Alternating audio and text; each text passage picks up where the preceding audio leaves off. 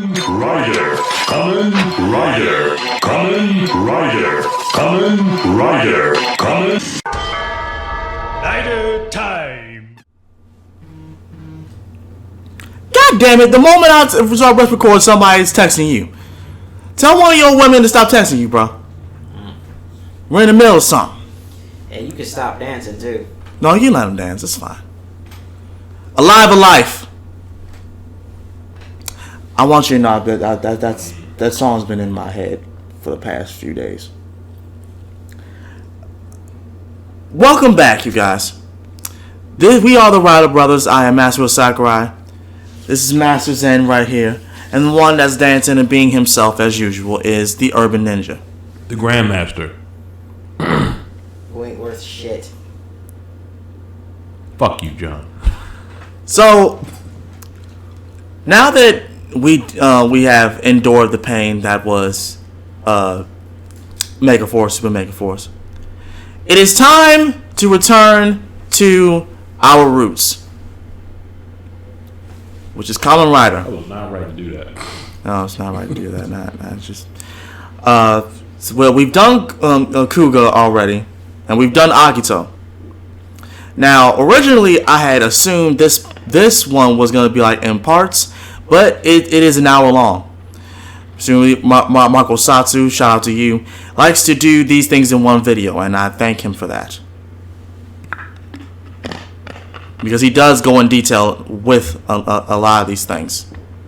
Yeah, pretty good detail, if you ask me. Pretty good detail. There were things I didn't know, and I'll probably learn something new about Ryuki today. I found out more about the whole Kuga and Agito situation than Watching the actual show. watching the actual show. So shout out to Marcosatsu for shedding some light on about that. Now, let's see how he responds to Kamen Rider Ryuki. All right. Not Dragon Knight either. We don't. No, not Dragon We Knight. don't talk about that in public. That is.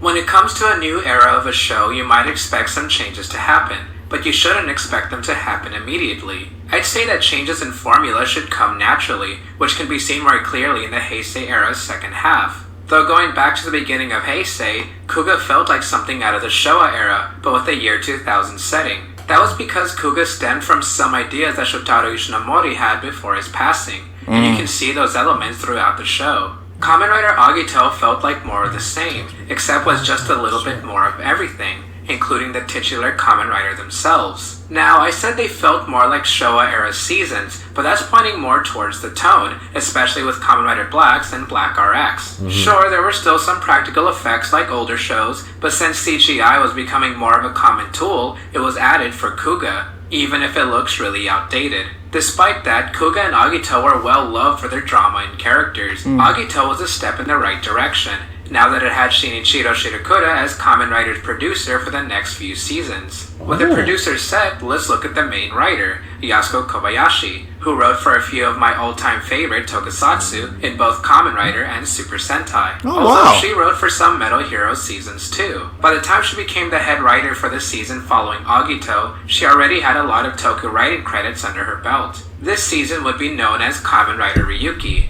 However, Toei wasn't even sure if Kamen Rider would have continued at all after Agito, since it was planned to be the last of the franchise, which coincidentally Kuga was also planned for. There were some ideas to work on a new Henshin hero show that had to do with knights and was also inspired by Kamen Rider, so it was an obvious choice to continue on with that project. However, in 2001, America faced a tragic event. When something happens somewhere in the world, everyone else hears the news and sympathizes. As this reached Japan, quote-unquote simpler heroes were created for children to understand, to which Shirokura said, "The true justice they believe in is fake. The producers claim to know the real thing." With Shirokura at the helm, he really wanted to differentiate from Kuga and Agito, while taking some previously unused ideas and expanding on them. For example, Agito was planned to have 10 riders, so Ryuki would have 50. Then that proved to be too expensive and was cut down. Whoa!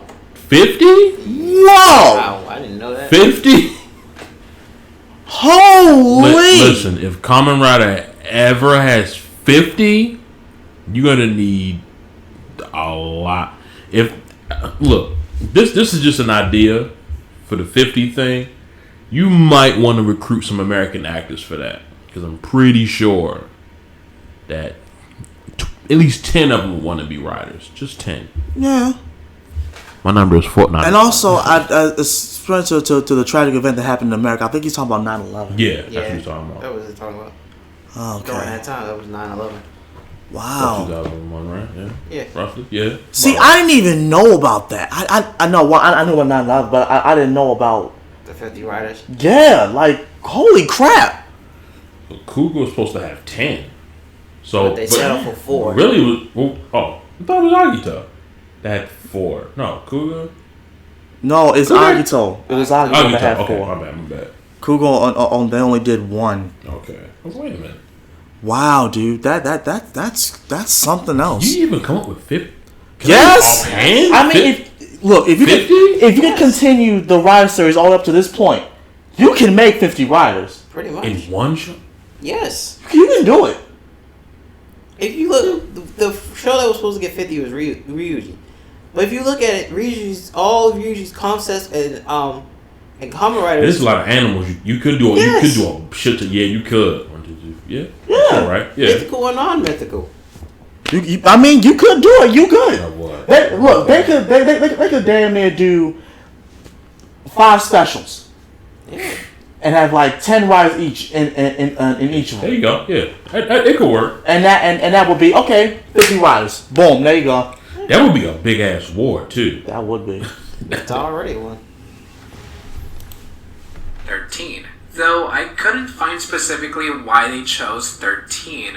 There was a quote that it was a reference to the original Kamen Rider manga. Weirdly enough, not all 13 were planned to be shown in this season at all, which leads me to believe that if the plan did go with 50, then they wouldn't all have appeared either. I mentioned that Shirokura wanted to challenge what true justice was, and Agito was almost an immediate response to that, as its multiple riders were symbols for certain meanings of heroism. Then Kamen Rider Ryuki aired on February 3rd, 2002, and the response was not great. Older fans didn't like the idea of Kamen Riders fighting other Kamen Riders. Oh, how times have changed. I've seen several times throughout the franchise where something new can come with distaste from a vocal minority. Yeah, Agito had several riders, and sometimes they clashed, but it was never the focus, whereas Ryuki was all about a battle royale for one winner to receive a wish. To me, having riders fight riders just sounds cool in concept. It is! You can also see how older fans wouldn't like it, as that was never the main focus, even in the Showa era, and now changing up the formula only 3 seasons into Heisei seems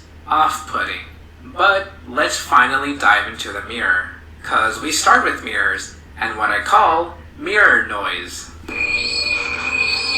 One of those iconic noises. Even though mirrors are common in our world, you should be careful with them. Otherwise, you'll come across the monsters that live within them. Luckily, we do have those that are willing to combat the monsters with their own monsters. I swear that wasn't a pun or a coincidental joke, since now we have the opening, which was sung by Rika Matsumoto, the Japanese voice of Ash Ketchum.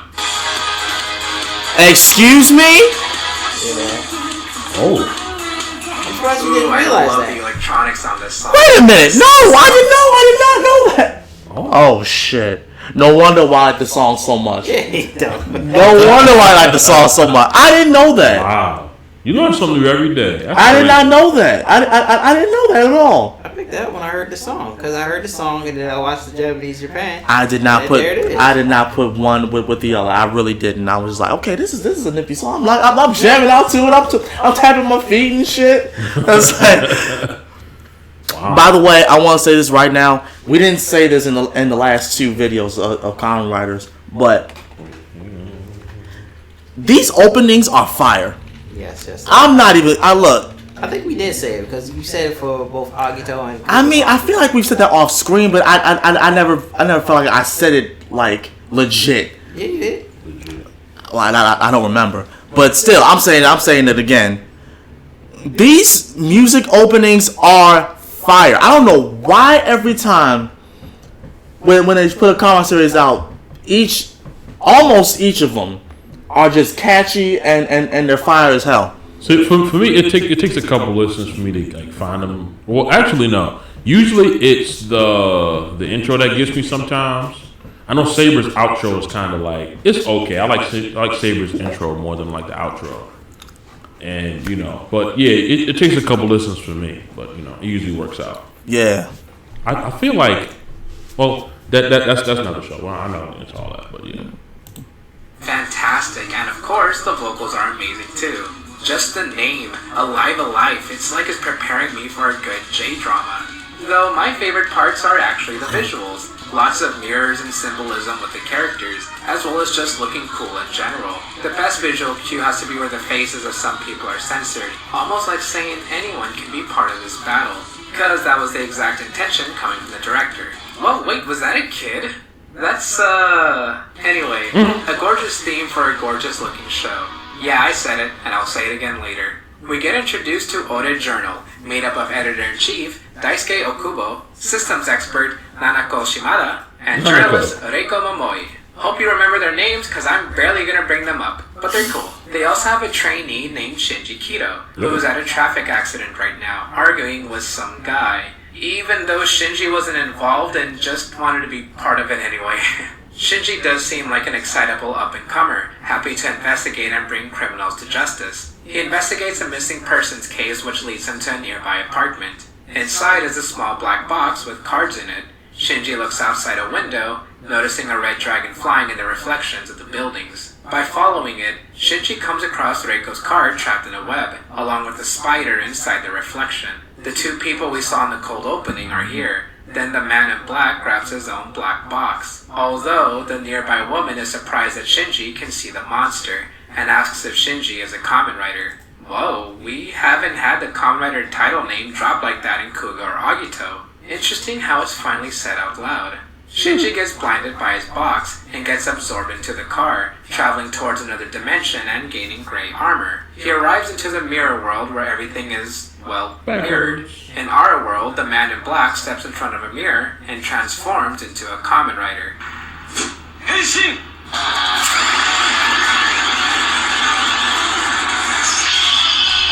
He's called Kamen Rider Knight, and he arrives into the mirror world saying that Shinji hasn't made a contract with the monster yet. So Knight fights the spider by himself by calling a weapon. One thing that's new are sounds for rider gear. Well, sort of new. There was one sound for G3X's gigantic gun.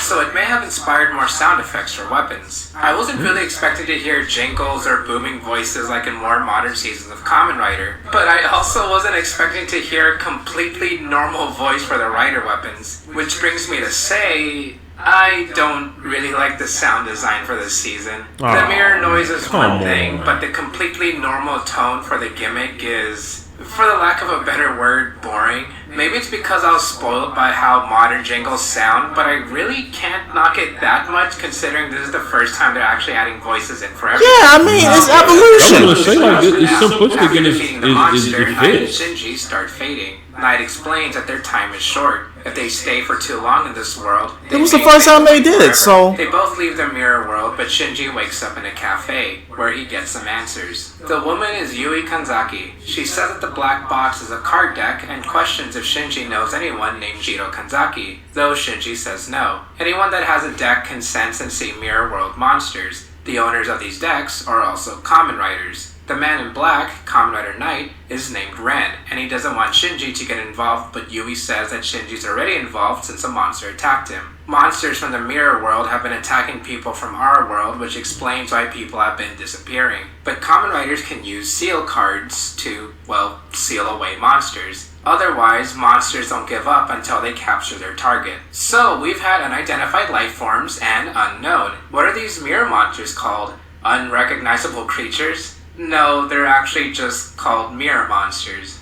Lame. After a monster is sighted, Shinji sees Ren fighting through a reflection and wants to fight just like him, but Yui tells him not to. Once he contracts a monster, Shinji can't go back. Being the oh-so-relatable protagonist, Shinji accepts what's gonna come next. Yui hands him a deck and a contract card. Shinji stands in front of the reflection and holds out the contract card in front of him. The red dragon that's been following him flies out of the mirror world and into the deck, turning Shinji's gray armor into red. I mean, eventually, he was gonna have to do something. I mean, yeah, of course. Because for one, once he put his hand on it, that dragon was like he was saying, was following him. Mm-hmm. So either it was going to keep following him and eat him, yeah, right, or he just said, "Oh, you know what, fuck it, just come on." Yeah, pretty much. Like at that point, he didn't have a choice. The moment he touched it, like he was already involved. Mm-hmm. So, Kamen Rider Ryuki. Ryu meaning dragon and Ki being short for Kishi, meaning knight, dragon, knight, dragon knight.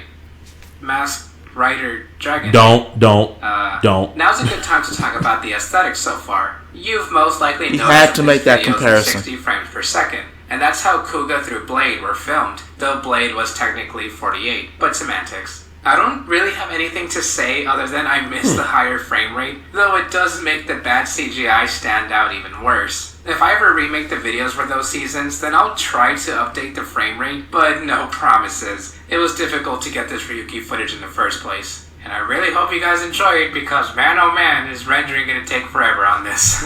So about the suits. I didn't really like them at first, but they've grown on me the more I saw them on screen. Like I said in the beginning, the designs were created to be far from the Showa era, and I think they're overall pretty good. Although Ryuki's in particular is probably my least favorite of the writers we'll see. It's a little too simple, but the writers of the season are supposed to be knights, so I think Ryuki's armor fits with everything else. Knight's suit, or a Kamen Rider Knight suit, is absolutely beautiful. The dark shade of blue matches his bat motif, and the European knight look is perfect. I'm also a fan of capes. Fun fact, you probably can't see them very well, but there are compound eyes. Yeah, it's hard to see them.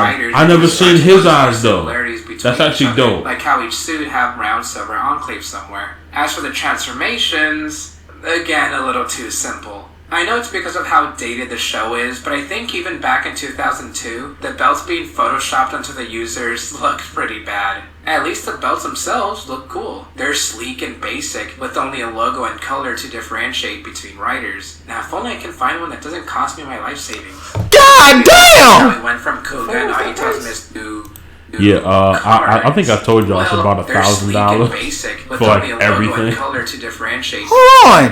Now, if only I can find one that doesn't cost me my life savings. $819.99 on, and that I know that's from eBay. I know it's from eBay. That's Amazon. That's Amazon. That's Amazon? Yeah, that's yep. Amazon. Hold on. Let's do a price update real quick. Is that the CSM version? Yep, it is. Yep. Ryuki. CSM. I can't. And you wanted to collect them all. Dude! Come on. Let me type it in. That's the reason why. It's not just his, it's like all the belts. It's all the card decks. That took a 1.5 times increase. It is now $998.99. As proof. There it is. Black and white. Yeah. It's everything too. Do I dare to even guess how much it is on eBay? Probably less than that. Yeah, probably less than that. They're probably used. Oh my lord, like Jesus, man. Why all that? Because there's a lot of stuff. Replication and all that shit. Oh, it's used though, of course. However, I knew that. It's about 600. Roughly 6. Well, this one's 4. That's still a lot. Yep. Damn, dude. Damn. You might be wondering how he went from Kuga and Agito's mystical belts to cards. Well, I can't find a specific source on this, but Bandai was supposedly getting inspired by Yu-Gi-Oh! Of all things. There are reasons, of course. For one, cards are cheap. 2, they're easier to implement when it came to marketing. And 3, cards are collectible. Whoever had the idea to make cards that gimmicks must have gotten a raise because Ryuki had the highest sales numbers for a while, only being beaten out by Den-O years later. Gee, gimmick toys must really be helping Toei and Bandai in the long run, huh? Reiwa. To look more closely at the belts, they're called V-Buckles, the transformation belt of the season. I used to think they were too simple at first, but now I really want a CSM version. I do have a DX one and it looks great regardless. It might even be one of my favorite belts. Of course, we also have the card holders, the Advent decks. Again, simple and sleek. Even though I have the DX version, I had to have at least one CSM deck. Here they are for comparison. No, I won't even attempt to hold these in front of a mirror. Too risky. Our bikes for this season, the right shooters, are used to get into the mirror world. They were designed in a way to specifically avoid bike action, since, and I quote, getting on and fighting while riding a motorcycle is fading. Man, and people complain that modern riders don't have bike action anymore. Oh yeah, the right shooters. They're okay. The place between the mirror world and our world looks cool though. After Shinji does a super mega awesome rider kick, Ren faces Shinji, wanting a fight, but are stopped as Yui smashes a window. Ren says that Kamen Riders don't fight monsters together. Riders can't coexist. Yui explains that her parents died when she was younger, and her brother went traveling, so she rarely sees him. Though Shinji recently saw her brother in a mirror, who told Shinji to defeat the other riders and survive. It's also quite a meme of how often this is said, but you're gonna hear Tatekai so many times, but at least that's one more Japanese word I learned.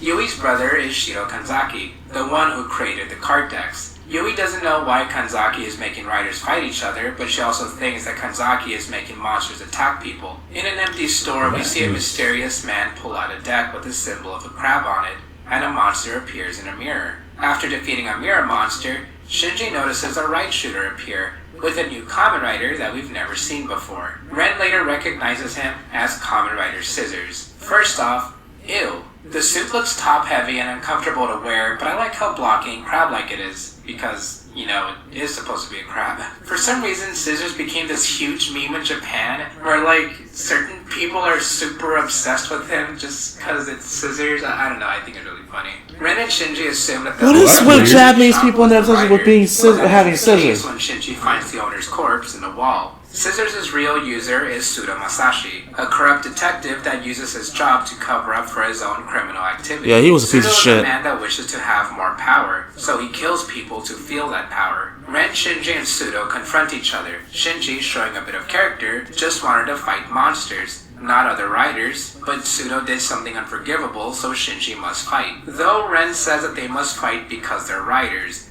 not because Sudo did something that Shinji didn't like.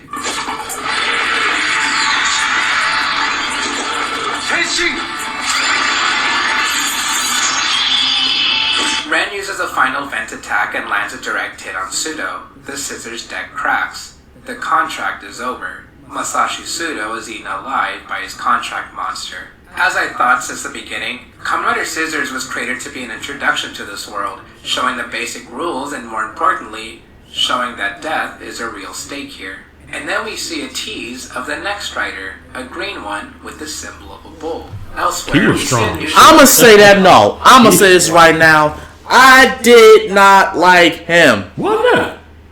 Because he was sleazy. He damn sure was. And you couldn't trust the motherfucker. Every time they teamed up with him, he was always ready to stab them in the back. Oh, well, man. He was cool. He was still pretty cool to me. He was like that tank you just can't kill.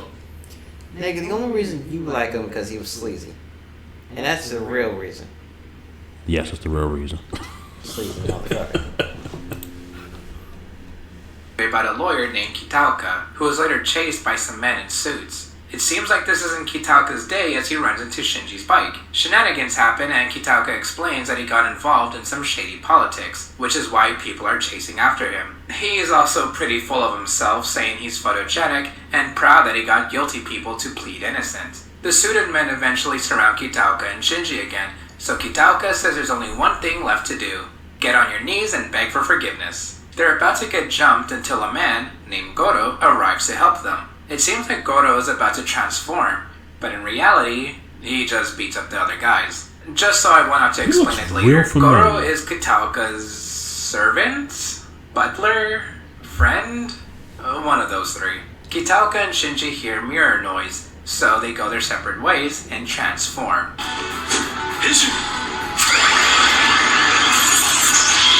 Kitaoka is Kamen Rider Zolda. This is probably my favorite of the rider suits for this season. Aside from green being my favorite color, it just looks so sleek, raw, and futuristic all at the same time. It's not too bulky, but it seems like it can pack a punch. Despite the rider designs of the season straying away from Showa rider designs, there was actually a purposeful Kamen Rider Ichigo reference with our trio of riders. Check out Ryuki's compound eyes underneath his visor, Knight's chin strap, and Zolda's antennas. As for Kitaoka, he was originally going to be written as a doctor, showing that someone we're supposed to trust turns out to have evil intentions. But there was already a doctor rider in Nagito, so Kitaoka became a lawyer, meaning that he always had bad intentions anyway.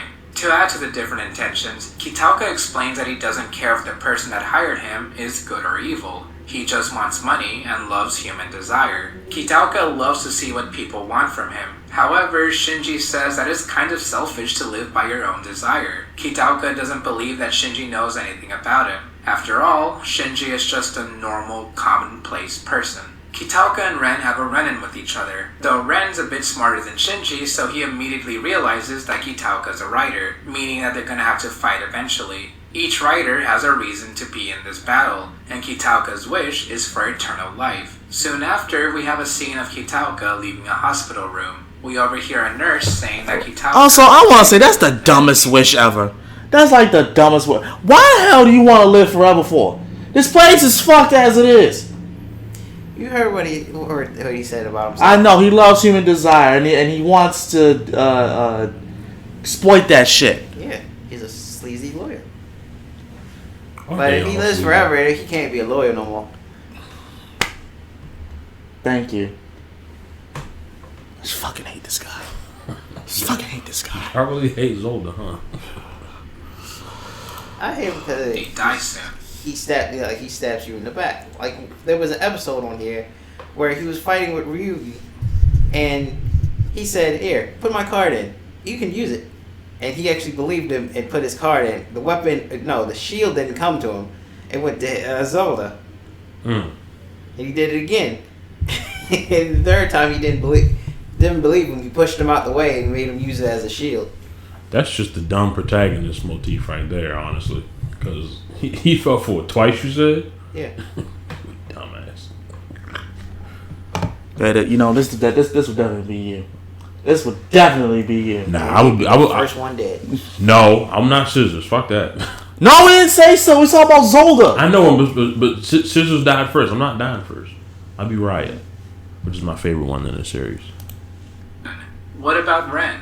His motive for fighting is a bit of a sad one. He carries around rings on a necklace. They're his and his fiance's, Eddie. She was attacked by a monster, which led to Kanzaki offering Ren a deck. Ren fought alone for the longest time, until he came across Yui, finding out that she's Kanzaki's sister. By the end, we see that Eddie is in a coma. Moving forward, Ren goes out into the city and sees a guy using a coin for a trick. This man is a fortune teller who says his predictions are always accurate and is willing to say them, even if they're as grim as a woman dying in 3 months. The fortune teller, Tezuka Miyuki, sits next to Ren and pulls out a deck, asking if Ren is truly willing to kill someone. Tezuka then goes to the cafe to introduce himself to Shinji and the group. Tezuka is a lot like Shinji in that he simply wants to stop the riders from fighting each other, and believes their power should only be used to defeat monsters. Weirdly enough, Tezuka was written to be a monk, but that didn't really fit in this group,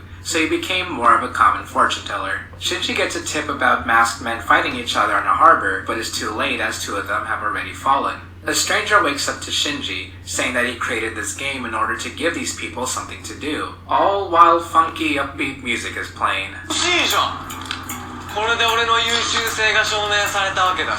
Shinji realizes that the stranger is a Kamen Rider. The 2 hear mirror noise and transform. Hated him. The stranger Yeah, he was a bitch. He was a. I'm sorry. I loved it when he died. I'm sorry, I really did. Cause not only was he a bitch, he was annoying too. He was really annoying. Like, why? I just didn't like him. Why? I just didn't like him at all. Well, fucking Rhino, and you Probably for the same reasons you named. It was just you irritating. Like he was literally just irritating. To me, he was. Dude is a bit strange, but I like it enough. Gray is a pretty cool color scheme, and I love how the rhino motif is incorporated into the suit. It's also creative how Guy uses his cards by sliding them into his shoulder piece. Even though I feel like Guy doesn't really fit into Jun's personality as a criminal mastermind, I still think Jun is a great character. Real quick, the action for Ryuki is pretty good. For the most part. You can definitely tell that more thought was put into these fight scenes than Agito ever has. The camera isn't too shaky and you can just feel the raw action of these people fighting in their own war. So Jun seemingly just wants power like Shido, but Jun is more smart about it, I think. He wants people to fight for his own amusement and even tries to replicate his death game on a bigger scale, until his plan is foiled almost immediately, so there goes that. Kitaoka gets a call to take a case on an important certain client. He stops by a prison. Inside, a man named Takeshi Asakura puts his head against Lord, this guy. By Kitaoka. Asakura was sentenced to 10 years and has a hatred for Kitaoka since he's Asakura's lawyer and wasn't able to lower the prison sentence. Asakura says he was arrested because he was vexed, which, by the way, Asakura's favorite word is vex. Then Kitaoka visits his next client, Jun. Kitaoka mentions that he saw a deck in Jun's possessions. The two stare at each other, but Jun doesn't feel like fighting today. It's these little interactions that kind of make me enjoy the show. Back at the prison, Kanzaki walks into Asakura's cell. He's here to give Asakura a chance, since Asakura's wish is to beat Kitaoka. Kanzaki outright calls Asakura a loser, but he is pure anger and can become the lone winner. Kanzaki hands him a purple deck. Sirens start blaring. A purple rider walks down a corridor. So there's our next rider in this battle. Kamen Rider Oja. Or Snake King. Or Cobra.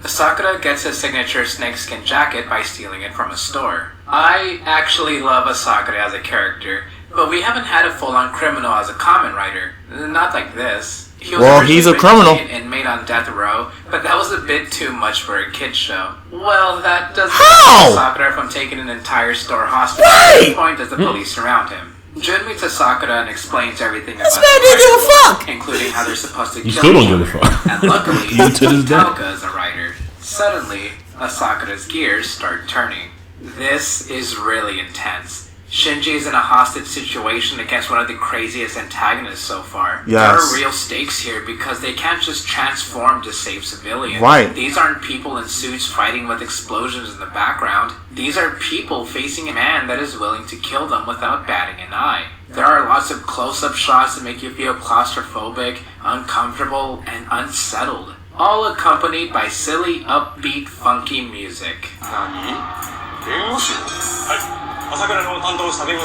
The police It's like throw classic smoke bombs, 90s allowing vintage music Asakura right to there. escape. Then most of our riders face off. Jun wanted an alliance with Asakura, but Jun should have been more careful with who he talked to, because now he's an easy target for Asakura.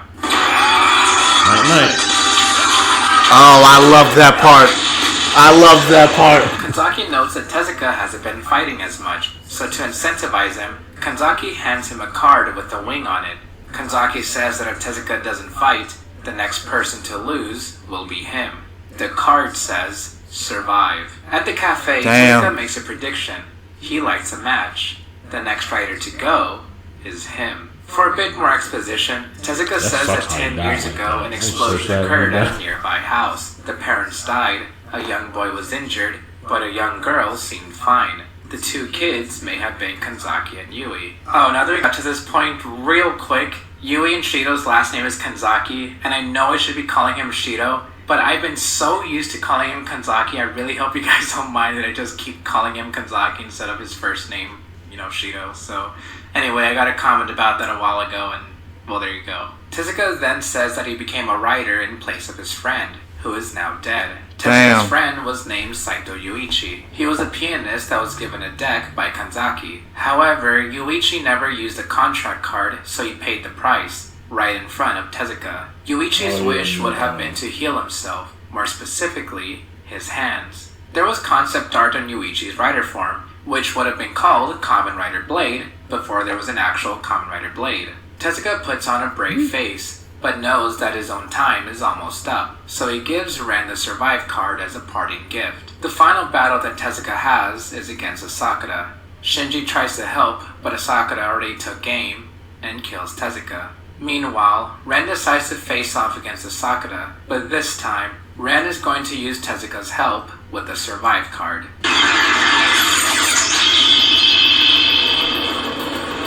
During one night, multiple mirror monsters appear, although one of them looks very familiar. Shinji is working on his computer and hears a mirror noise. He notices that he didn't use his bike to enter the mirror world this time. Then Kitaoka, Ren, and Asakura arrive to help. But it's weird that Asakura says that they're here to help in the first place. Together, they say that they fight to protect humanity's freedom. Suddenly, a new rider appears. It's Kamen Rider Agito in his burning form, the ruler of the miracle world. Then a second Agito appears. The real Agito that sounds nothing like Shoichi.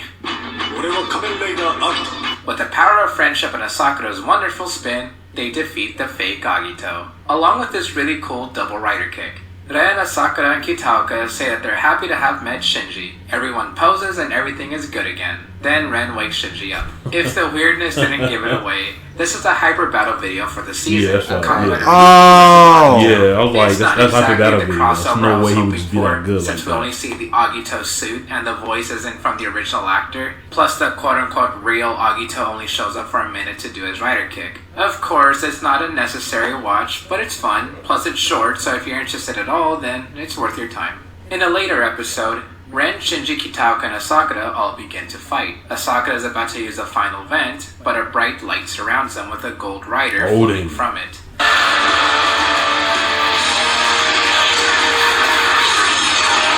This motherfucker. This is Kamen Rider dang it. I mean Odin. Kamen Rider Odin. I was gonna say, hold up. It's gorgeous, and it should, since he's the last of the 13 riders. No, Siri, I didn't say anything. What the heck? How did Siri activate from that? He's the final boss that's able to fight 4 riders by barely lifting a finger. Odin tells them that it's not time to fight him yet, and they should continue fighting each other. However, a small correction needs to be made. Odin uses a time vent card. Kanzaki is at his old house, and notices that one of Yui's drawings was torn. Shinji wakes up at the cafe. He sees Ren and Yui, but they don't recognize him. Shinji looks at the calendar and notices that it's February, the month when he first became a writer. Shinji has gone back in time to relive every event again. This episode is basically just a clip show, but I admit that it's pretty clever, and it does end up with at least a somewhat satisfying conclusion. Along the episode, we get scenes of Shinji remembering something and trying to stop it, but Kanzaki makes him lose his memories again, so Shinji would interfere with the flow of things. Then when Shinji is able to actually change a small piece, it ends up in the same place as before. And since we're going to do the same thing again, allow me to catch up on a few things. First, Kamen Rider Raia, Tezuka's rider.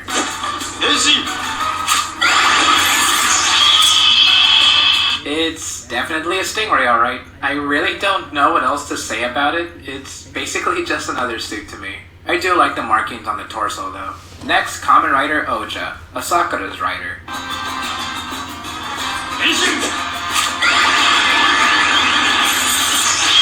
This suit is so shiny, and purple is a nice color. I especially love the helmet markings on it. It's overall not a bad suit.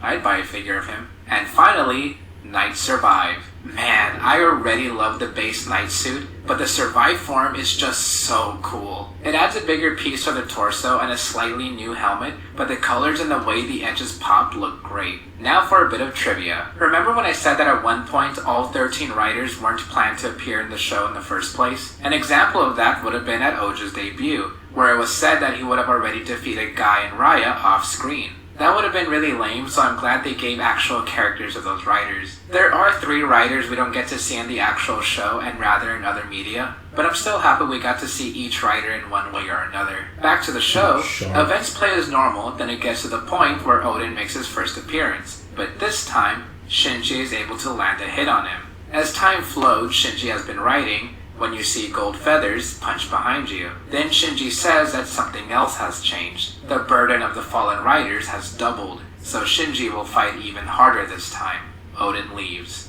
Yeah, okay, that was pretty satisfying. By the end, we see that Yui's drawing is no longer ripped. It's now a drawing of Yui and Kanzaki smiling. Some episodes later, Kanzaki decides to give Shinji a survive card. You know, Shinji, the guy who opposes Odin the most and was actually able to fight back. Shinji, the protagonist that has a high chance of winning the game. Shinji, get in the damn Rider War Kido, who has always been reluctant to fight at all. That guy. Asakura came off like he was Kanzaki's favorite for having nothing but fighting on his mind, and he didn't get a survive card. It would have been cool if he or Kitauka got survive cards, because there are some concepts with them, but oh well. Because there's technically only 3. There's What do you only mean? 3 survive cards. It just one didn't show up. Oh, okay. I could have sworn Zolda got one and I got Hyper Battle DVD somewhere. I might have been wrong about that though. It might have just been a fan art. It was a fan art because there was only 3. Yeah, I know about those two. You said the third one didn't show up, but the third one did show survive up. card. Oh yeah, you already said that one didn't show up. Yeah. Technically, Odin was supposed to have it, but Odin was supposed to have all 3 as well. Okay. Because the Oh, survive yeah, I card was remember, supposed to look yeah. like a phoenix. Mm-hmm. Yeah, It was the yeah. right wing, left wing, and the middle part was the phoenix. You're right. You are definitely right. Interesting. Shinji is handed a power-up just cause. Later on in the same episode, Reminds me Ren, of, Shinji, Ghost and Saber. We Yui can have talk about fun that. for once in an amusement park. Then Ren wants to fight Shinji. Like, right now. It can't wait. They absolutely need to fight right now And leave the her bonding and behind. fun they have together. Right. So now's the time for Shinji to transform. That was just ridiculous. Y'all had fun that whole day, and now you want to fight. Survive's debut. Unfortunately, I don't have anything good to say about the suit, so I'll move on. Shinji Damn! hears a mirror noise that leads him to a university lab. It seems to be a misunderstanding, as the only people there are a professor and some students. This is, Unfortunately, we don't what's see it any called? students with a pompadour or a deep obsession with space. Shinji's about to leave when he bumps into someone and drops papers, and reads a paper that says, Mirror World. Shinji enters the mirror world while following some more mirror noise. He fights monsters but then sees an axe flying through the air and it belonging to a new rider, Kamen Rider Tiger. The suit isn't too bad. Blue and white are good colors and the details are fine enough, which is what I can say about the suit overall. It's fine enough. They go back to the real world and Shinji notices that the professor from earlier, named Kagawa, is holding the Tiger deck. He says that the monsters were sent by Kanzaki to stop the lab because they're finding out how to seal the mirror world. That way, the monsters, as well as the riders, would cease to exist. Shinji wants to help, but Kagawa doesn't trust him. After fighting another monster, Shinji comes face to face with what appears to be another rider. The name of the pseudo rider is Alternative. For some reason, he isn't classified as a common rider despite having a user who says Henshin to transform into an armored hero. I honestly don't get it. First V1 and now Alternative? I would really What? make a special Well, statement onto technically, he why wasn't they're really not supposed to be riders, a part but of I it. can't Yeah. argue with Toei, so... Hashtag make tackle a rider. As for the suit, it looks really weird, almost like it was cobbled together in a day. But I think it works because that's kind of what it's going for in the first place. But I got used to it pretty fast. 'Cause I think Shinji he goes was back supposed to to the be a university man-made lab. rider. He tries to get Kagawa to Something trust like him, that. but everyone in the lab pulls out the tiger deck. But Kagawa that says just that goes he- by my whole viewpoint about riders. If you can transform, say Henshin, Right. and have a suit along with a weapon. But then if you think about it, then Yeah. technically, But to me, that Go ahead. rider was kind of like in future rider forms is like a generic rider. right. Like this rider was made to be generic. So you mean like how Kamen Rider Chronicle did their little like the ride civilian players? riders and Yeah. shit? Yeah. But see, then, and then going into your point, saying everybody should say Henshin they transformed. Then technically, like the build, remember the build guys, the owl, The one with the gears and shit. yeah. Then they're technically riders in your case, then, right? Yeah, that's what I was saying. If you have a device that helps you transform into a suit, You're a rider. you're a rider. I mean, I can see why you say that. I mean, but of course you gotta have your own little side people, like how Saber has the Megid how do you say it? What is it? 01 has the Zetsuman Rise joints. But the Zetsuman Riders were riders. Except for... No, you're actually right. Yeah, that's what I'm saying. That's what I'm saying. What makes it so different? I'm talking about no. Never mind. Not the monsters. Yeah, that was my fault. I got that mixed up. You're right. My bad. Definitely got that mixed up.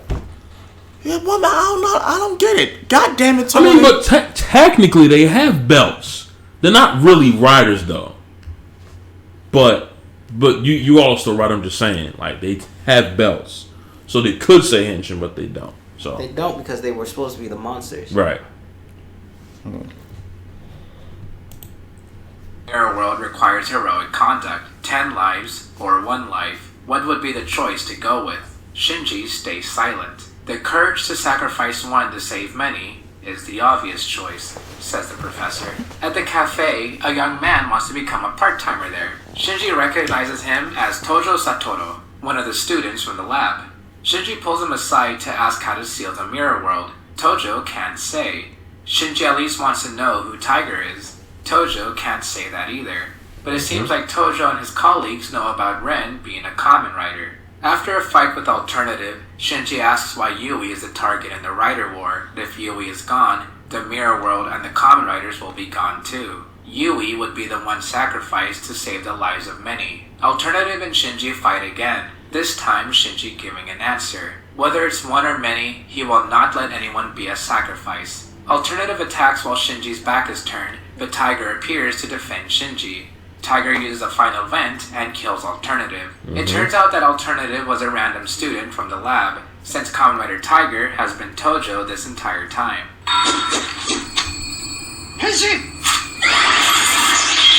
Kagawa, the best pose in that show, I don't care. Kamen Rider confronts him. The two stand in front of a window and transform, Kagawa becoming Alternative Zero.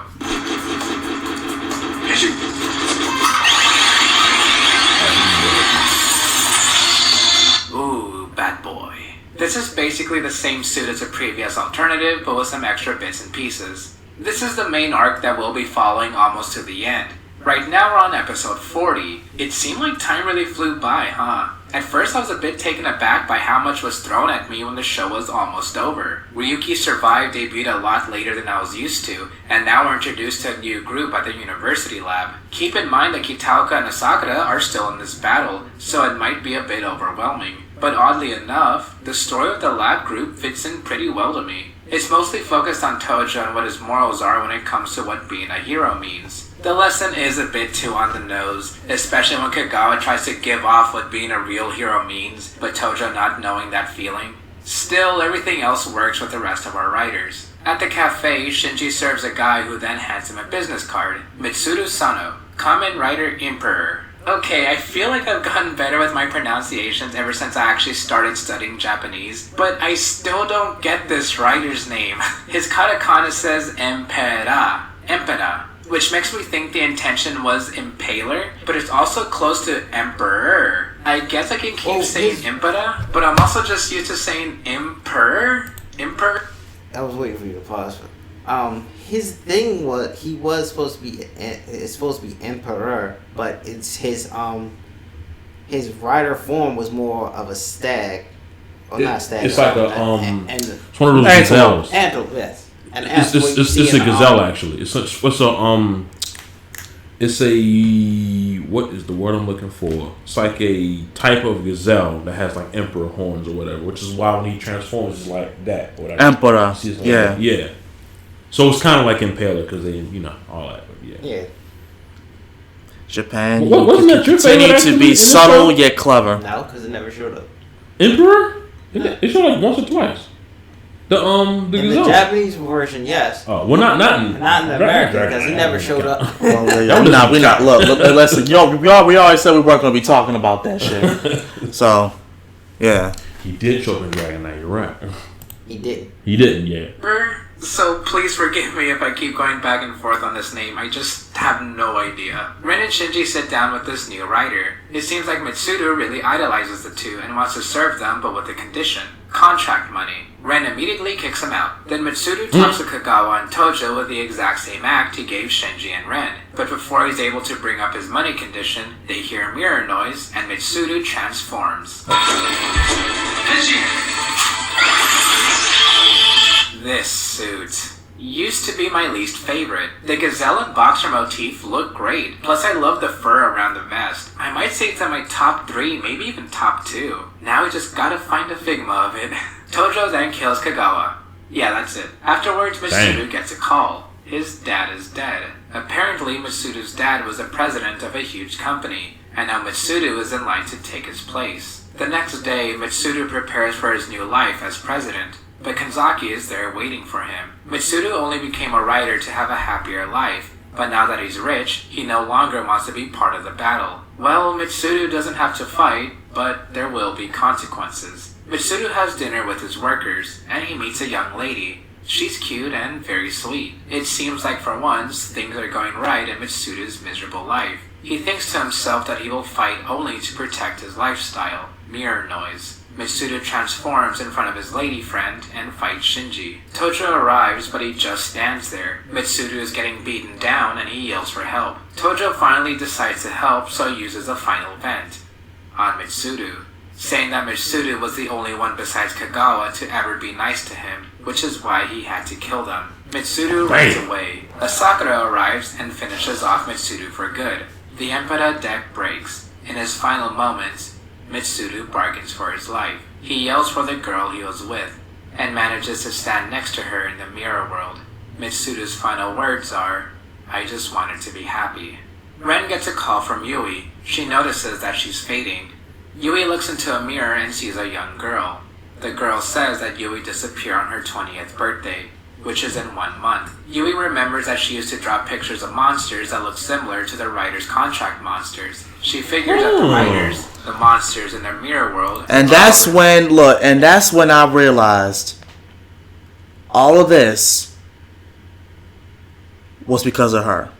Pretty much. All of this shit was sense. because of her. And at that point I was like, okay, well she did all this. She created all the monsters because she drew the shit. How is it coming to life? That was probably what the brother did. Right. The one that was giving them survive cards. Yeah. Right. The decks, basically. Yeah. I'm going to say decks. Right. Survive cards. Which begs the even bigger question. Odin, how the fuck did you manage to do that? Did you contact Zolda or some shit and have him create some literally? some magical? I was literally gonna say the morphing grid, but you was it the morphing grid where it just just streamed through and shit? I thought we were trying to get away from all that shit. What was that? It was a joke. I know that's a joke, but I still want to step away from that shit. Okay. Unless you want to be the chosen one. And plus, they were in an alternate reality called the Mirror World, so we don't know what the fuck happens in the Mirror World. That's another thing. What the Mirror World technically still exists. The hell's the Mirror World? It's supposed to be the opposite of everything, but there must be something in I really that makes monsters come to life. I really didn't want that whole joke about Mirrorland from Rugrats to exist, but apparently in this one, it actually is real. And it has monsters that you're in a contract with. Mirrorland. What would my contract monster be? I don't know. Like a gopher or something? I don't know. There's a whole lot of monsters in there, but the only ones you see are mainly the riders and the monsters that attack. Give me a crocodile or a wolf and I'm straight. Nah, give me a wolf. There you go. We'll take the wolf, Hugh. I guess I'd be a spider monkey or something. I'd be generic. Kangaroo. I'd be generic and go with Goose. I go with the spider from like the first episode. I go with that. I go with the spider. It's not bad.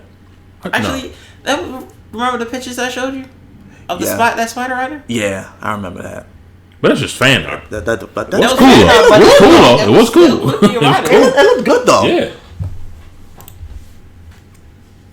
To her. If all this is true, then they now know Kanzaki's motive behind the Rider War. Kanzaki doesn't want Yui to disappear. Then Shinji gets confirmation from the man himself. The only other person that can save Yui is Shinji. Tojo walks down a sidewalk and is about to cross the street, but he sees an oncoming truck about to hit a father and son. Tojo jumps to save them at the last minute. We then see a newspaper saying that a father and son were saved by a true hero. There aren't many riders left. The game has begun. Kamen Rider Ryuki. Intermission. Like, subscribe, hit the bell, support through Patreon or YouTube, yada yada yada. More importantly, I wanted to share a quick story. One day, Rada of Rank 10 Yu-Gi-Oh! Came into our server and asked about a song that appeared in episode 8. It played on the radio and seemed pretty easy to find. However, it wasn't on the wiki, audio tracking apps didn't work, and the lyrics were generic enough that nothing came up on Google. Until I came across One Song 60s through 70s Volume 1. From here, fate goes from several branches. It's actually how Ryuki got pitched in the first place, a gaiden, or side story, that branches off into several endings. A couple of these endings come from written media such as novels and short stories in magazines. Let's go over those first. In the world of If, Kanzaki ends up being able to be the last rider standing, but at the cost of killing Yui. Despite being able to finally grant a wish, Kanzaki spends the rest of his life mourning Yui's death. In Advent Calendar, Shinji's twin brother joins in the Rider War as Kamen Rider Ryuga, but Shinji is the final rider standing, so his wish is to revive all the victims of the Rider War. Aside from those, we do have visual endings with specials and movies. The 13 Riders special is more of an abridged retelling of Ryuki's season, starting with Shinji barely getting into the Rider War as a replacement for a previous Ryuki. Viewers were able to vote on 2 different endings, a first for the franchise. In the first ending, Shinji is able to seal away the mirror world for good, but then goes crazy as he realizes the monsters and riders still exist. In the second ending, Ren dies and Shinji continues fighting in his place. Oh, that's how he likely facing the same fate. This was the winning I was decision wondering by why he about was 100,000 votes. was in The that 13 form. Rider special introduces the exclusive rider, Kamen Rider Verde. It's a 1-hour special, so it won't take up too much time. And it's interesting as a shortened down what if for Shinji. Our next branch comes in the movie, episode final. On one rainy night, the cafe crew gather around to tell ghost stories. It's Shinji's turn to tell a story, but his is more mysterious than scary. When he was young, he played at the park with a girl. They were supposed to meet up the next day, but it was raining, so Shinji couldn't go. Somehow, the girl still appeared in his room. They played together, then he disappeared. The next day, Shinji investigates a case about a con man who's about to swindle a young woman named Miho. The two are about to apprehend the con man, but Miho takes off running. It turns out that she was the swindler the entire time. Shinji catches up with her and they both hear mirror noise. Miho then transforms into history's first female Kamen Rider. Not counting the female Agito that appeared for a second in the season, or Electro Wave Human Tackle that really should be a rider regardless of what Toei says. Yes. Where was I? Oh yeah, Kamen Rider Fom.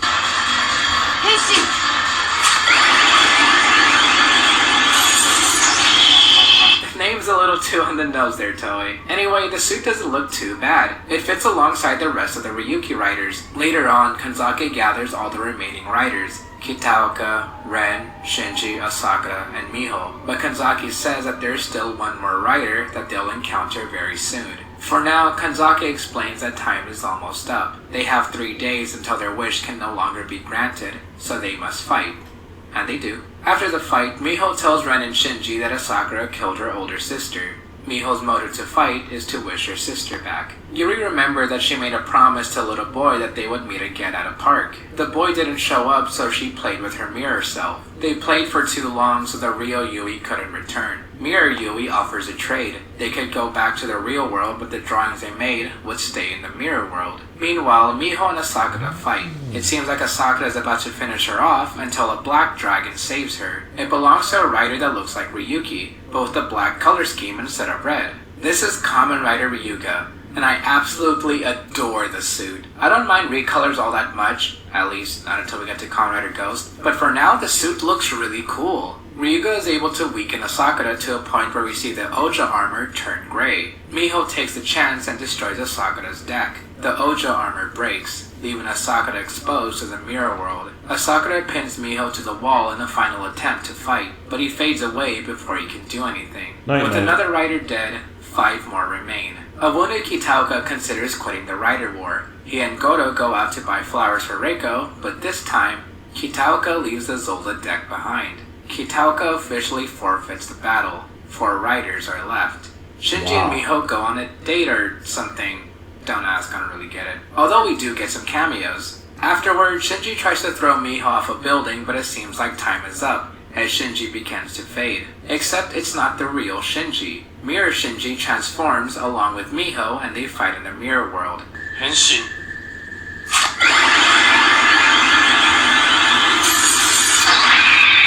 Mirror Shinji is about to kill her until the real Shinji arrives to help. It seems like they're about to fight, but Miho's in bad shape, so they exit the mirror world. Before leaving, Shinji asks Miho if she's gonna quit the Rider War. She says she'll think about it. Miho waves goodbye and falls. Kamen Rider Fam is dead. The only riders in the war are Ren, Shinji, and Ryuga. Yui explains everything she possibly And he didn't can even realize she was dying right the there. real Yui died in the mirror world, so Mirror Yui gave her life, but it only lasts until Yui's 20th birthday, which is today. At the cafe, Shinji realizes that Yui was the girl he was supposed to meet at the park all those years ago. Yup. Everything started because of him. All the deaths and tribulations were all because Shinji didn't keep his promise of meeting with Yui the next day. Yui sits down with the cake. Her brother is there to wish her a happy birthday. Yui remembers all the times they had together. Kanzaki promises to give her new life. She blows out the candles. Yui committed suicide. Kanzaki disappears. With nothing left to do, Shinji and his mirror self fight. They use their final vents, leaving only Ren and Shinji alive for the Rider War. A swarm of mirror monsters attack the city. Ren tells Shinji that he's never had anyone to call a friend. However, Shinji is someone he can say is his only friend. Ren asks Shinji to fight with him. Shinji just has one wish: don't die. The 2 use their survive cards and transform one last time to fight the mirror monster swarm. What happens after? That's for you to decide. Fate has many branches, and this is only one of them. There are several different branches that Ryuki could have taken. What if Kanzaki was victorious with his plan to be the final rider? What if Shinji was the real victor of the Rider War? What if Shinji had the choice to seal the mirror world or continue fighting as Kamen Rider Knight? What if Ren and Shinji are the only riders alive to fight their own war against mirror monsters? However, we have another ending to go over. What does fate have in store for us? The last remaining riders gather. Ren, Shinji, and Asakura. Kitaoka is nowhere to be seen. Kanzaki explains that there are only 3 days left in the rider battle. Once those 3 days are up, the wish can no longer be granted. The mystery of the Kanzaki family is revealed. When Yui and her brother were young, they had neglectful parents that would shut them in the attic. All they would do in that time was draw. Eventually, Yui became ill and died. A mirror version of Yui asked to go over to the real world, but if she does, she will disappear on her 20th birthday. Kanzaki agrees, causing an explosion in the house, so Mirror Yui would never remember this incident. Yui tells Ren, Shinji, and Kanzaki that instead of drawing a world of monsters, she should have drawn a world where everyone was happy. Yui then fades away for the last time.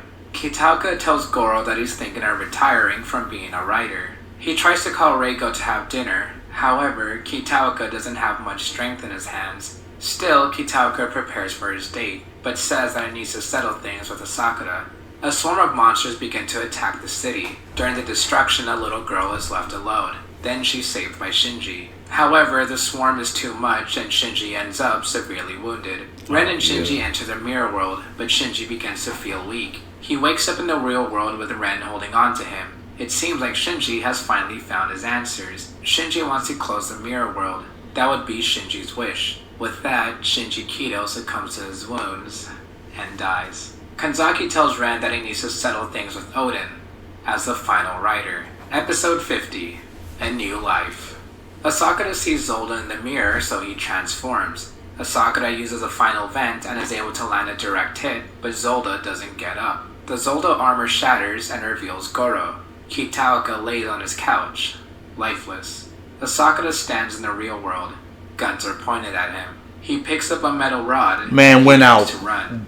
Went out blazing. The psychotic killer Takeshi Asakura is now dead. Ren goes to Kanzaki's house. Kanzaki's saying that Odin is a stand-in since Kanzaki doesn't have a physical form anymore. Ren transforms and begins his final fight against Odin. Yui begs one last time for Kanzaki to stop. He finally realizes that everything he's done, and everything he will ever do, is for Yui, and has been pointless. Kanzaki and Odin disappear, making Ren the last Kamen Rider standing. Eddie's eyes open.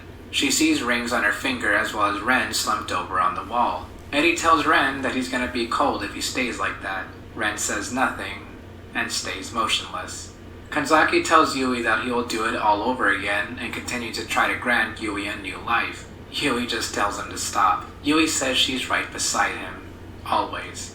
In a way, Yui's wish is granted as both the young and adult Kanzaki siblings draw pictures of people being happy. At Oda Journal, the team is hectic as they try to gather information on their next scoop. Then Shinji arrives, late as always. We then see a handsome lawyer win another case. Shinji accidentally bumps into a university kid.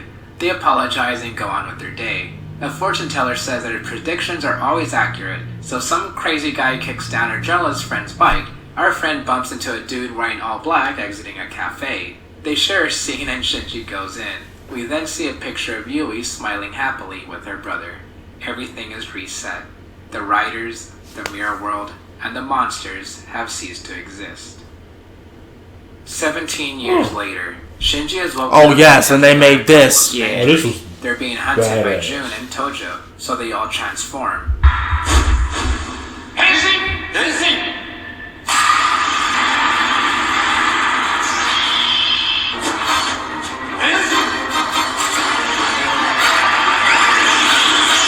This is a new game created by a woman in white. Among this group are new and old faces.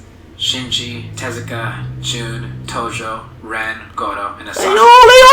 They all the shit. Kaiwa, Metal Gear.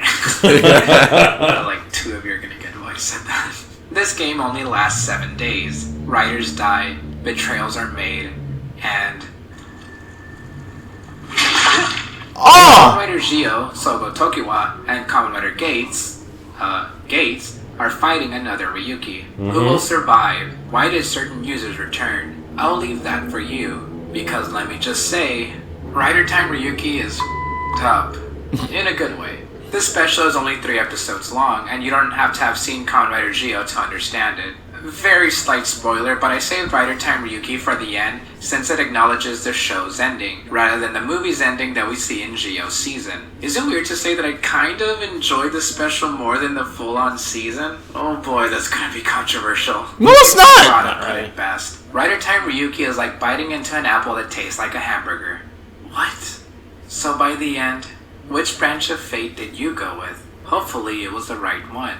But anything is possible, as long as you survive.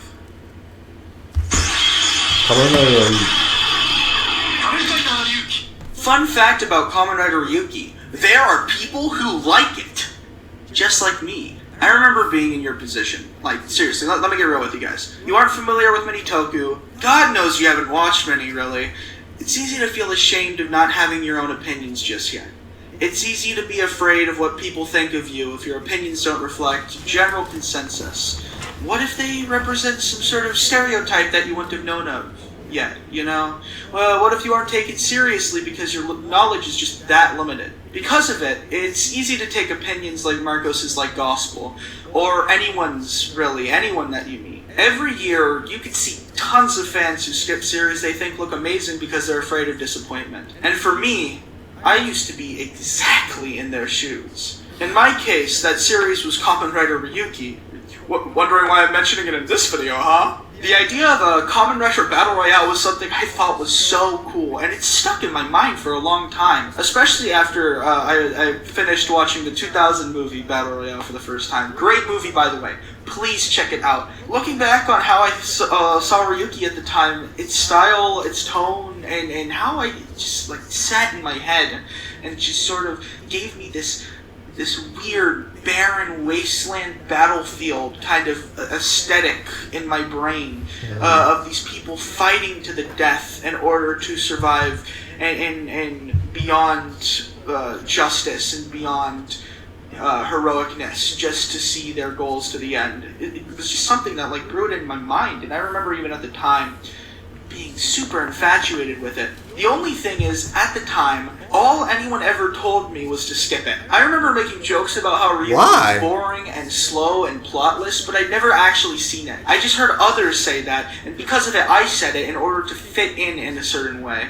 Eventually, I grew more and thought back. I was still really into its concept and its style and its tone, to the point where it would legitimately bum me out knowing that it supposedly was not that good. Eventually, life went by and Kamen Rider went by, and I'd watched more and more, and, you know, after watching a show for that long, your opinions start to change a little bit. Once you know more about a show, they become a lot more straightforward and a lot less specific on how others think. I had met people at that point who loved Agito, absolutely adored Kiva, and people who hold Ghost near and dear to their heart, with legitimate reasons as to why. People who could tell me every little aspect of the show and tell me why they believe it to be a masterpiece. Because of it, I kept wanting to go back to Kiva, thinking, well, you know, maybe even I could just see how bad it was. Maybe I could try it out. I kept having that interest pop up in my head, and that idea of that barren wasteland in an alternate world just stuck with me. So one day, I caved. I binged Ryuki in like a week, and every single point people had told me about it in the past was never felt once in my watch through. I loved the characters, I loved how they mixed, I loved the story, how it flowed, and how the different writers' goals contradicted each other, which created amazing pairing. Now, not everyone has to agree with me on that, right? And not every moment was super amazingly done, but when it was at its best and when it was at its worst, didn't matter, because overall, I couldn't stop enjoying myself. There were times where so much was going on, I couldn't hold in my smile. And at the end, when characters started to experience the worst of hardships, I even shed tears for characters I thought at the beginning I would despise. Well, yeah, and you know what? That's the one thing that I hate about certain people when they try to openly like force people to say, "Oh, you shouldn't watch this. This is bad. This is terrible." Yeah, to you, that's how you view it.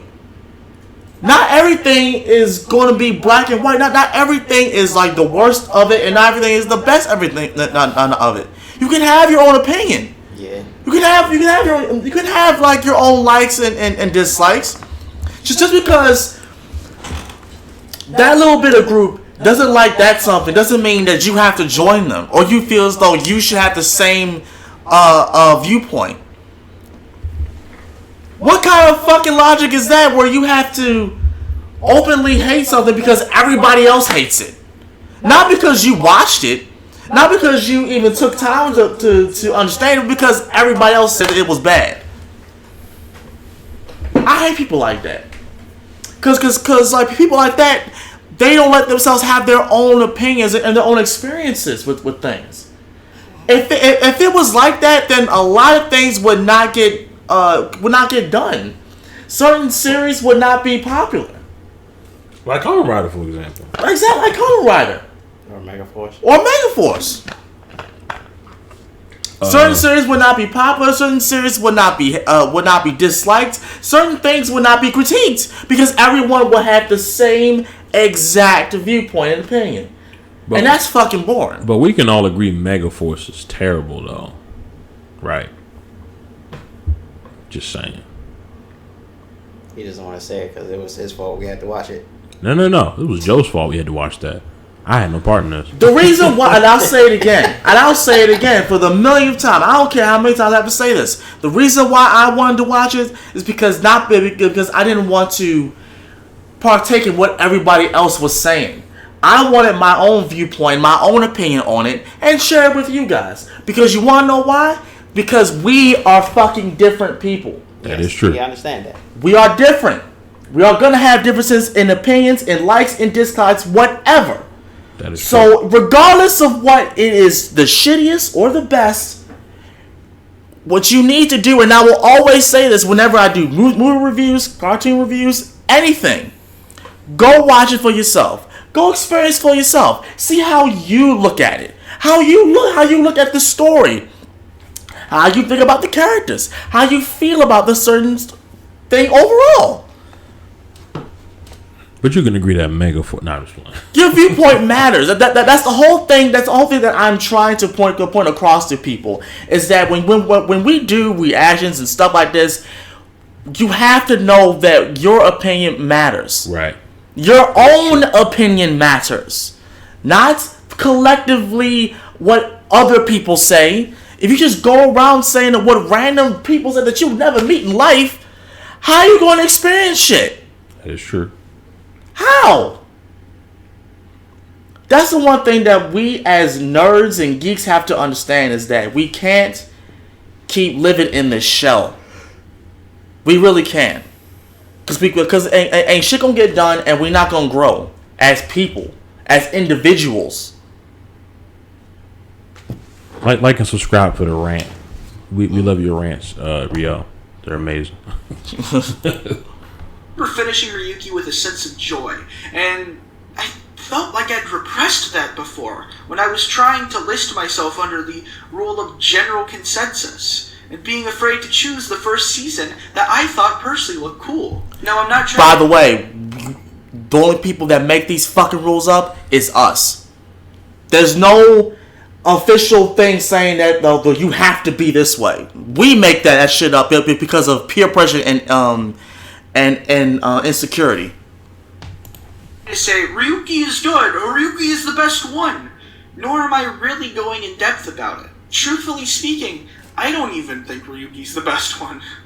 I just want you all to realize that at the end of the day, we're all people with different tastes. There you go. Marcos right and I agree on some things and disagree on others. And because we're cool with each other, it simply doesn't matter whether we always agree or not.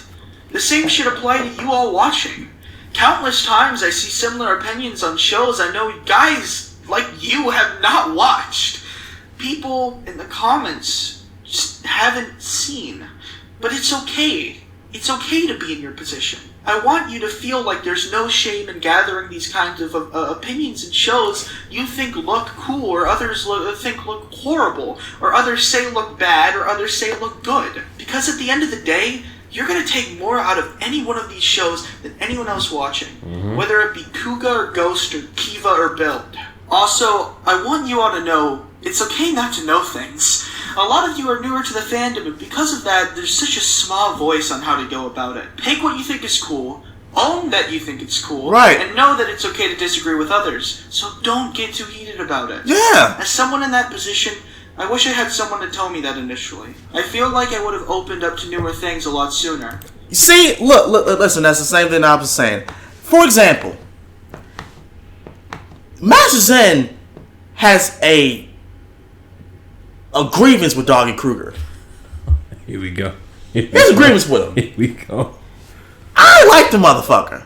I liked him. I like. But does that mean that I'm going to open up and say I hate you because he didn't like Commander Kruger? No.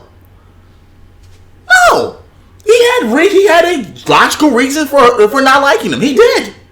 He does. I still do. Fuck that nigga. Yeah, go to the pound and get circumcised. Jeez, wow! Oh my god! Oh my god! Wait a minute! Jesus Christ! What does dogs have to do when they? You mean neutered? Yeah, get neutered, motherfucker. Get neutered, you He said circumcised. Jesus Christ! I can understand why he did what he did, but I'm leaning more towards how John feels about it. Honestly, after watching the SPD reactions and all that, yeah, like you really could have stepped. But yeah, but like that's the whole thing that I was saying about that, and same thing with like Urban Ninja. He thought what the Golden Samurai Ranger was saying was fucking gay. Listen, I'm back. Nah, listen, that was. Nah, I thought it was funny. We're not gonna talk about that. He thought it was gay. We're not gonna. What does that mean? That we're gonna have like this argument about sexuality on this bitch? No. Well, it's not even sexuality. It's just he came a little homo. Yeah, he was a little too excited about that. I don't know. Oh, how would you feel if you haven't seen your friend for a certain amount of years? I listen. You've been my dog for 20-something years. I'm not calling you baby ever in life. Listen, just gotta say that out loud. Because truth be told, Tokusatsu is an insane genre with It many is. aspects to like. It is So, gigantic. If we somehow had all the plot points and knowledge on what happens, it's not very likely that a lot of people like what others don't. Anyway, sorry this was so long and not really my thoughts on Ryuki itself, but I thought it was worth mentioning. 3, 2, Thanks, Marcos, 1. for letting me on, and thank you guys for being the best. Shoulda coulda put it best. Kamen Rider Ryuki was a real turning point for the franchise, as it was a very different show that tried new and different ideas. In terms of ratings at that time, it wasn't very well received by the older audience, but it was a hit with the children, which the show was made for, so... success? The biggest point when it came to creating the series dealt with challenging the idea of good versus evil, since Kamen Riders were known to be allies of justice. This idea was inspired by Android Kaider that had a similar theme, but now geared more towards Kamen Rider. Going with this theme was already challenging from the start, since Ryuki was always meant to be different, much to the negative reactions from the fans. To that, Shirakura said, "You can't match the original Kamen Rider, or else it would end up being self-parody." I should have waited 18 years to say that. Challenging the idea of justice could come off as overly preachy, especially in a kid show, but I think Ryuki did it just right. At times.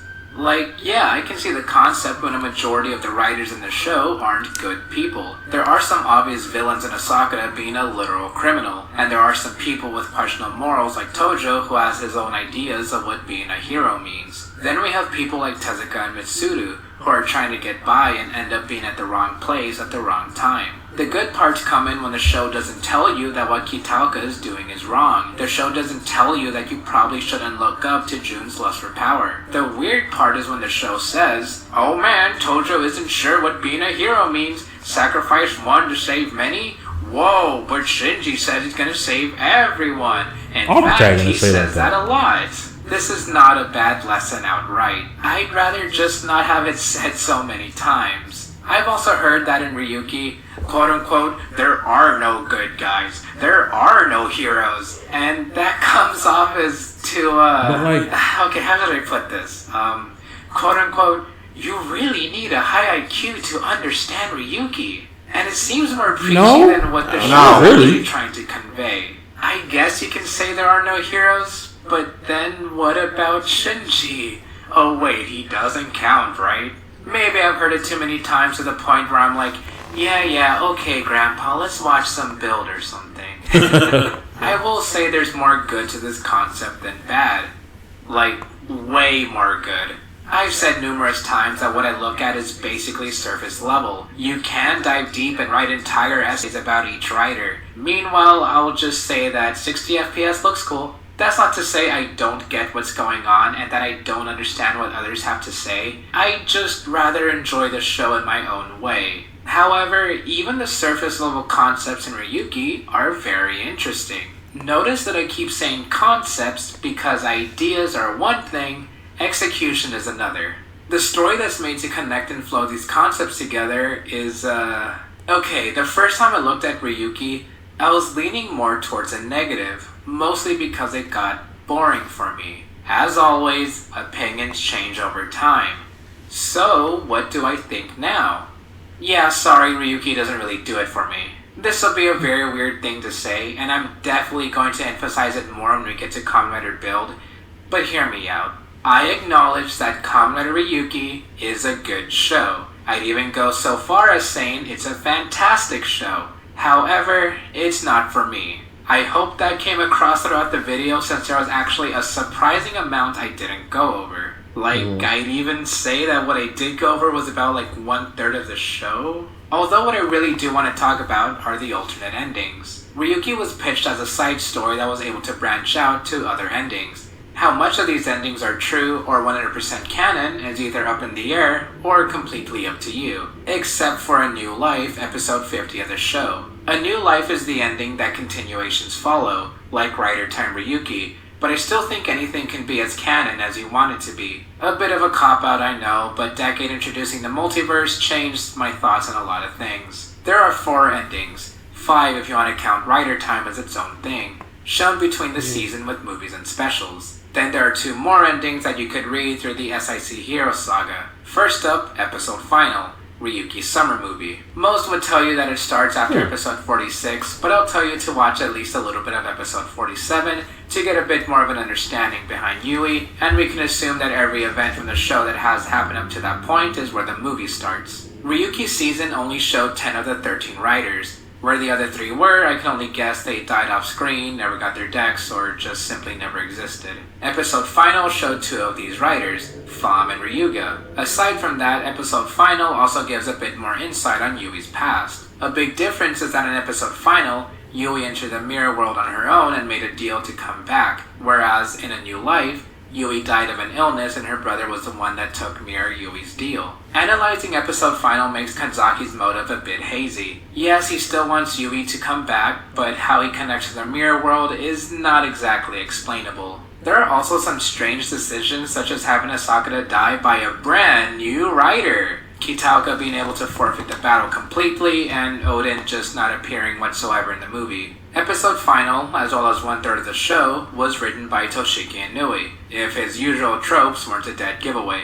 Even with all of that, I actually really liked the movie. The visuals especially hold up pretty well today. I love the extra time we got to spend with the characters, and the ending was beautiful. So let's talk about that. Episode Final's ending is left ambiguous as Ren and Shinji are the only riders left alive to fight mirror monsters. And that's it. We don't know what happens after, but I think that's okay. I personally don't mind if endings are left open to the individual. I would absolutely rather have a definitive ending, but again, this open ending isn't all that bad. To be perfectly honest, this is my favorite of the Ryuki endings, aside from Rider Time. Not only does Episode Final make the most sense to me, but I prefer the bittersweet feeling of Ren outright saying that Shinji is his only friend, as they ride off to their possible last moments. If they do live, then it would make sense for Shinji to return in later crossovers, but that also gets weird to explain and I won't get to it here. Overall, I think Episode Final is a good ending, but I can see why others may dislike the way it ended ambiguously. I'd say watch it if you're interested in how it plays out. Next, the 13 Rider Special. This one is a bit different as it's a retelling of Ryuki's story from beginning to end in a 1-hour special. Over the course of a couple of days, Shinji gets his deck from the previous Ryuki user, meets other riders, and gets faced with 2 decisions. All in all, the 13 Riders story isn't that good to me, as it feels very rushed and completely unnecessary. We don't really learn anything new about anyone. Well, there is one bit where Tezuka and Yui may have dated before the battle, but This special does show us the most amount of Ryuki riders in one scene. We rarely see more than 4 riders on screen at the same time in the show, and while the special doesn't have every rider in the final battle, it does have a good majority and it's great to see. The 13 Riders is different in that it has 2 different endings that viewers voted on to be aired. During the final battle, Ren dies in Shinji's arms, so Ren gives him the Kamen Rider Knight deck. At this point, viewers could decide whether Shinji continues fighting as Knight or destroy the core mirror, which will destroy the mirror world itself. The core mirror is a thing only in the special and it sounds dumb, so I'm glad it wasn't added to anything else. Seriously, one floating block of glass resents everything? The decision to keep fighting won out by about 100,000 votes, so I guess people are sadistic and love to see Shinji suffer. In this ending, well, Shinji literally just keeps fighting. The remaining riders use their final vents and the last thing we see is Shinji prepare himself. I like the idea, but it ends so fast without any real conclusion. At least episode final looked cool. In the other ending, Shinji is able to shatter the core mirror, so the riders disappear, including himself. We see him walk down the street until Shinji notices riders in the windows. He looks down and notices that he's still holding the Ryuki deck. Shinji yells, and it ends. Another cliffhanger. This one isn't that much better, but at least there's something to talk about. People assume that Shinji shattering the core mirror caused some kind of time loop, and that's also the explanation I agree with. Although that's what I've heard for every ending. Shinji being in a time loop for each ending we have, this time it would be breaking a core mirror, but other times would either be by a wish or by Odin using a time vent card. It's an interesting theory and one I really like. Back to 13 Riders, I wouldn't recommend it unless you're really interested in seeing more Kamen Rider Ryuki or Kamen Rider Verde in action. There's just not much substance to see in the special to me, and the only real note is knowing that voting for a different ending was as early as Ryuki, which we won't see again until we get to Showa vs. Heisei in Kamen Rider Gaim. The other 2 endings we get are from reading SIC Hero Saga. Yeah, reading. Good thing I can just tell you instead of making you read. Advent Calendar introduces Shinji's twin brother as Kamen Rider Ryuga. Shinji ends up as the winner of the Rider War and wishes to revive all the people who died. It sounds like something out of a fan fiction, which is why I don't really recommend it. Again, unless you really want more Ryuki. I had a comment saying that the reason there was a mirror version of Shinji in episode final and no one else is because Mirror Shinji was the spirit of Shinji's dead twin brother. That also sounds like fanfiction that I'm not particularly a fan of, mostly because each separate timeline doesn't really cross over for the most part. They each stay in their own canonicity, so Shinji having a brother would have definitely been brought up somewhere if it was considered canon to the show. But hey, this is here in case you want it. The other SIC I always thought it story was just is like a called mirror image of World like of the Biff. bad In parts the story, of it. Shinji himself gains the Ryuga deck and goes on a rampage. Eventually, Ren as Odin saves the day with the help of Yui as pseudo-rider Alternative Zero. Odin kills Alternative Zero without knowing that it was Yui, and since Ren was just a puppet, Odin was the winner of the battle. Of course, meaning that Kanzaki ultimately won, but since he accidentally killed Yui, he doesn't wish for anything and instead just mourns her death. It's a bit better than Advent Calendar, but not by much. It sounds just as fanfiction-y. Although it's interesting to know that there's an ending where Kanzaki actually wins, I just wish there was more to it. I can more so recommend reading World of If since it's short and at least somewhat interesting, while Advent Calendar is boring to me. Both of them do introduce device forms for Oja and Ryuga, so that's cool, I guess. Now for what you've all been waiting for, Ryuki's definitive ending, episode 50 from the show, A New Life. Everyone dies and time gets reset to when no one knows each other and everything Mirror World related is gone, including the writers. It's not directly stated how time got reset, but there are a few theories. In case you couldn't tell by now, Ryuki is very theory-centric, which makes it more fun. One theory says that after Kanzaki realizes that everything was pointless, he used Time Vent to reset everything.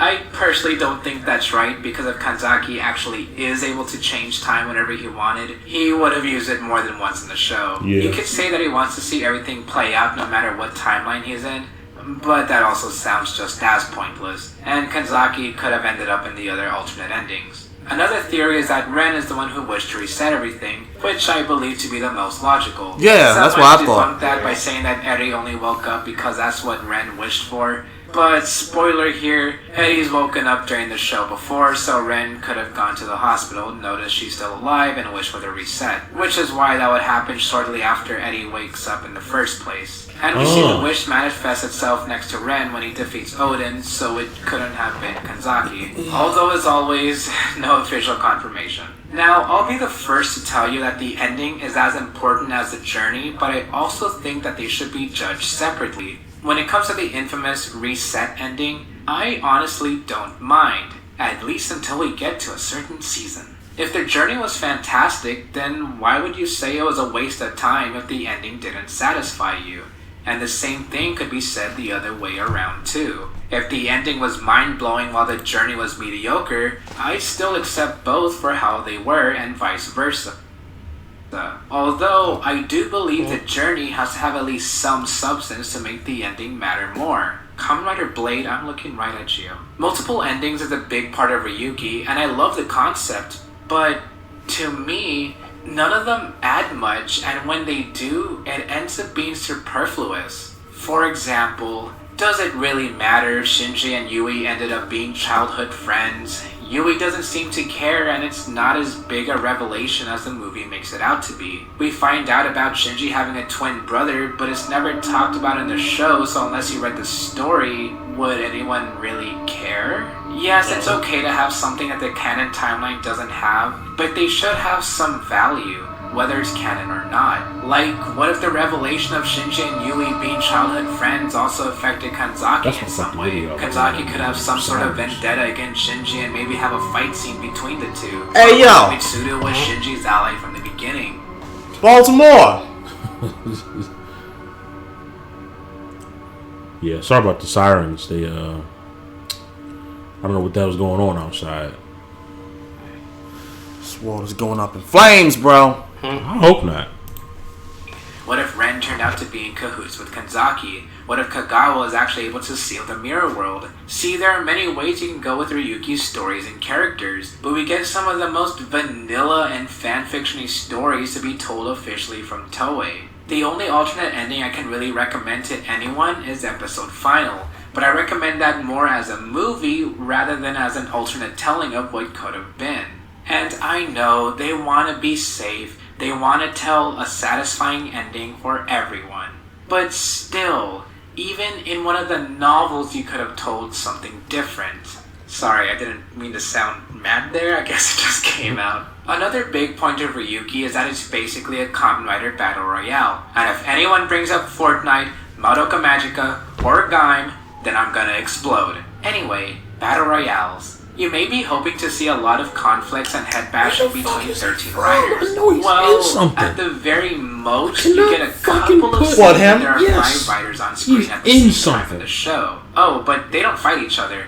It's usually a 1-on-1 or a 2-on-1. Even when getting close to the end game, not very many riders actually fight each other. The only time we see more than 5 riders at once is during the 13 rider special, but it doesn't last that long. So if you're hoping to see a real all-out rider war, well, best wait until we get to Kamen Rider Decade.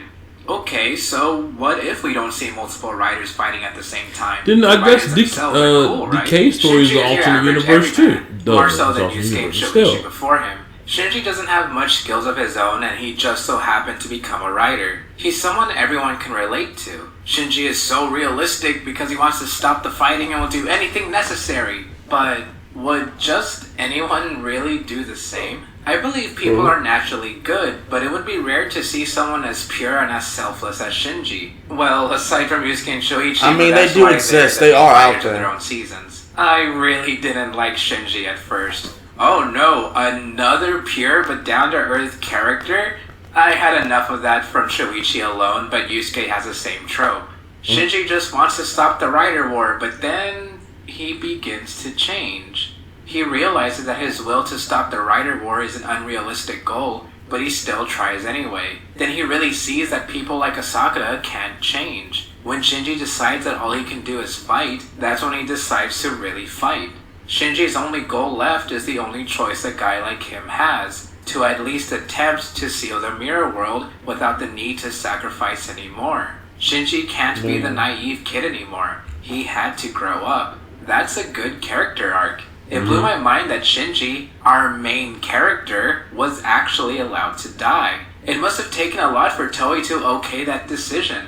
Except, not really. Shirokuro was just as surprised that they were like, yeah, okay, go ahead. Yeah, I scratched my head at that when I was researching it too, but I guess Shirokuro's a lot cooler than I thought. Anyway, I do like Shinji. Not anywhere near enough for a top 10 favorites though. Or top 15. Or top 18. Or Ren, Kamen Rider Knight. I liked him in the beginning. He seemed so interesting and cool enough. Maybe you've heard how Ren is the quote-unquote true protagonist, and yeah, I can see that. There was more focus on him and he had more character arcs than Shinji. I tend to have this immediate dislike for secondary writers that are serious and edgy, though Ren was the first one, so he gets a small pass. Although him wanting to fight Shinji out of nowhere several times is a bit off-putting. Kitaoka, Kamen Rider Zolda. He's an egotistical, womanizing lawyer that doesn't want anything to do with the lower class. It would be very difficult to do an awful job at writing a fun character like him. Kitaoka stays the same from beginning to end, except he does it for a reason.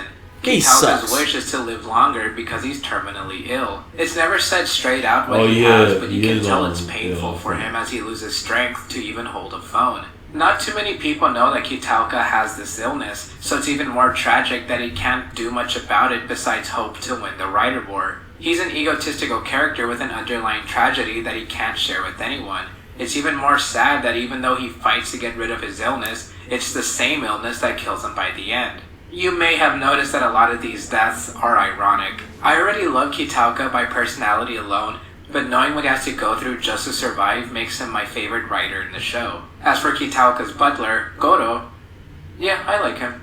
We don't really know too much about him, and the reason he stays with Kitaoka is more of a throwaway, but he's still a pretty cool character with a fun yet serious personality.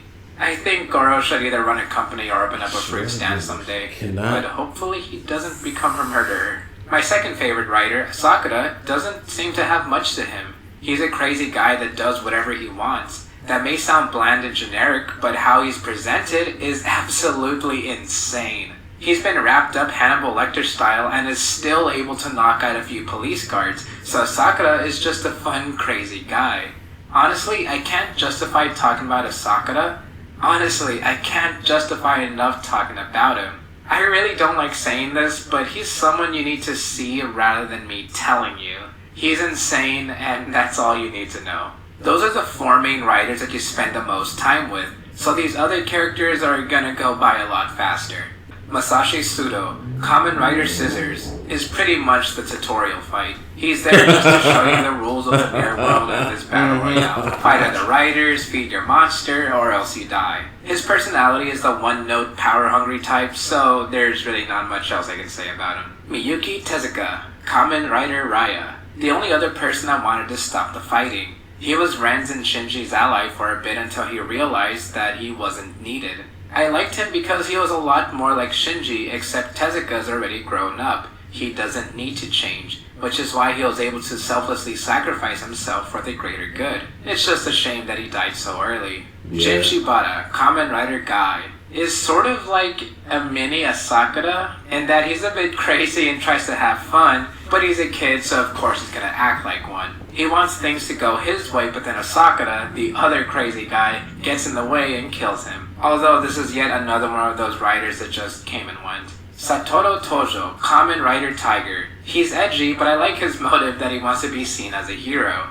In that aspect, he's a little crazy, but also sad. He kills his only friends because he thinks that'll make him stronger, and it's too late before he realizes that he's wrong. The rest of the university lab crew are kind of one note with that hero aspect. The original alternative didn't do much, which is why I didn't even need to name him. Kagawa is more level-headed and fair when it came to being Tojo's mentor. I liked him. It's unfortunate that he and the alternatives didn't add much and died just as fast as they were introduced. Mitsuru Sano, Kamen Rider Impeller, is one of my favorites. He was only in literally 2 episodes, but I still think he was fleshed out enough to be considered a good character. Which is weird because normally I strongly dislike stories like this. He was a neglected kid with nothing ever going right for him, so his only wish was to be happy. Simple, yet effective. He would have been better if he lasted longer and if we were shown a bit more about his life before being a Kamen Rider.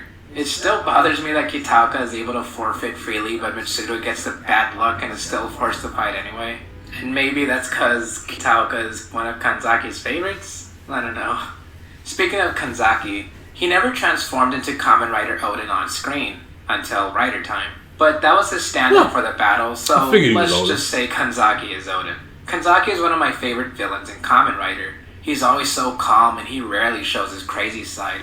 It seems like Kanzaki is always one step ahead of the writers as he pushes them to do something.